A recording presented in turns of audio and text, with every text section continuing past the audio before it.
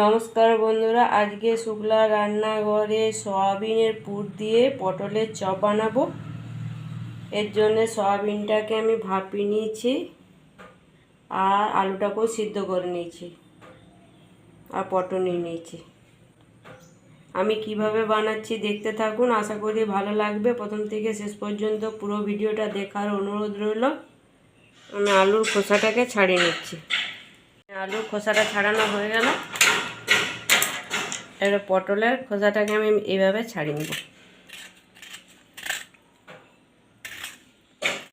এর পটলটাকে দু ফালি করে আমি কেটে নেব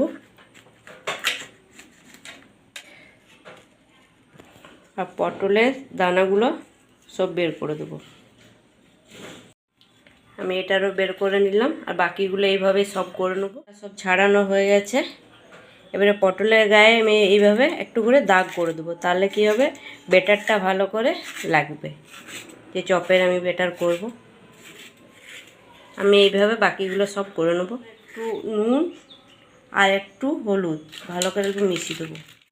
আমি সয়াবিনগুলো হালকা পিষে নেব। আমি সয়াবিনটা একটু পিষে নিয়েছি, এইরকম পুরো মিহি পেস্ট করে নিই, একটু দানা দানা আছে। এবারে যে পটলের চপ করব তার পুরটা তৈরি করার জন্য কড়াই চাপিয়ে দিয়েছি। কড়াই গরম হয়ে গেছে, তেল দিয়ে দিচ্ছি, পেঁয়াজ কুচনো দিয়ে দিচ্ছি। পেঁয়াজটা আমার একটু হালকা ভাজা হয়ে গেছে। এবারে দিয়ে দিচ্ছি আদা রসুন গ্রেট করে, দিয়ে দিচ্ছি হলুদ, আর এখানে দিচ্ছি একটু কসুরি মেথি আর কাঁচা লঙ্কা। এবারে দিচ্ছি সিদ্ধ করে রাখা আলুটা,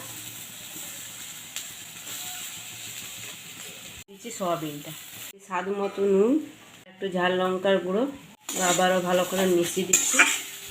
আর দিয়ে দিচ্ছি ভেজে রাখা মশলা, এর মধ্যে ধনে জিরে লঙ্কা গোলমরিচ গরম মশলা একসাথে সব ভেজে আমি গুঁড়ো করে নিই। পুরটা হয়ে গেল, আবার গ্যাসটা বন্ধ করে দেবো।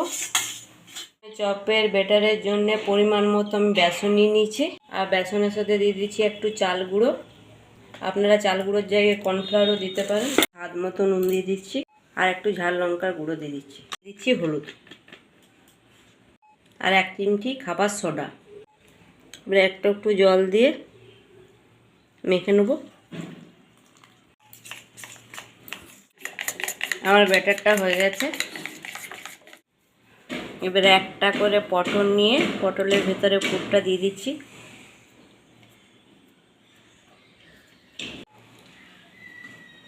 আমি ওইভাবে এটাকেও করে নিলাম আর বাকিগুলো এইভাবেই সব করে নেব। গুলো ভাজার জন্য তেল চাপিয়ে দিয়েছি, তেলটা গরম হয়ে গেছে।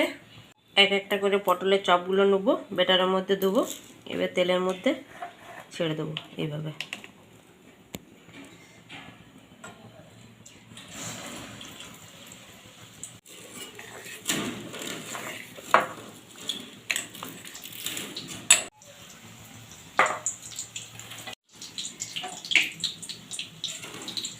সবগুলো আমি এইভাবে দিয়ে করে নেব।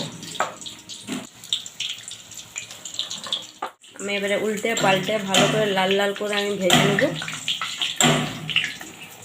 আমি উল্টে পাল্টে ভালো করে লাল লাল করে ভেজে নিচ্ছি কম আঁচ করে, নাহলে পটলটা সিদ্ধ হবে না। বেশি আছে ভাজলে উপর থেকে রং ধরে যাবে, ভিতরটা সিদ্ধ হবে না। এইবারে আমি তুলে নেব।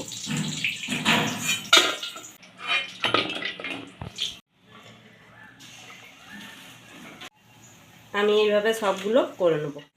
আজকে সয়াবিনের পুর ভরা পটলের চপের রেসিপিটা আপনাদের কেমন লাগলো অবশ্যই জানাবেন। যদি ভালো লাগে লাইক শেয়ার সাবস্ক্রাইব করবেন আর বাড়িতে এইভাবে বানিয়ে খাবেন। পাশে থেকে সাপোর্ট করবেন। ধন্যবাদ।